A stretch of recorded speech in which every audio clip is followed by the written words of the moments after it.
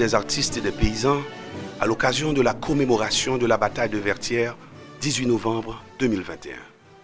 Peuple haïtien, en ce 218e anniversaire de la commémoration de la bataille de Vertières, le Parti des artistes et des paysans saisit cette occasion historique pour s'adresser à la nation. Il faut rappeler que cette dernière bataille est l'expression manifeste de la bravoure de nos ancêtres pour mettre fin à l'esclavage, une pratique inhumaine et inacceptable. La glorieuse épopée des nègres marrons s'est longtemps poursuivie et a atteint son paroxysme avec la victoire provisoire de l'État palmarès au Brésil, 1630-1697, et des marrons de la Jamaïque, fondateurs de Nannytown, 1690-1740.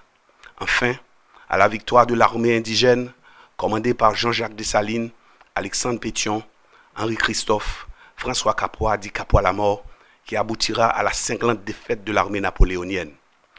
Pour ce premier triomphe définitif dans l'histoire de l'humanité contre l'esclavage, les marrons de la trempe de Silla, Makaya, Mavugu, Mahalou, Gilles Bambara, Sanglaou, Petit Noël Prieur ont apporté leur contribution décisive en reprenant avec succès le flambeau de la lutte léguée par François Macandal, Boukman Douti et Toussaint Louverture.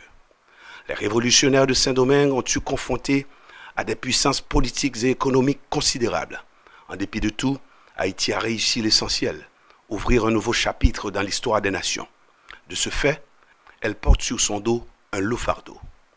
On peut toujours prétendre qu'Haïti est un petit pays géographiquement, mais c'est un grand pays dans l'histoire de l'humanité. Et nous voilà, une fois de plus, face à cette réalité effrayante qui nous a été imposée.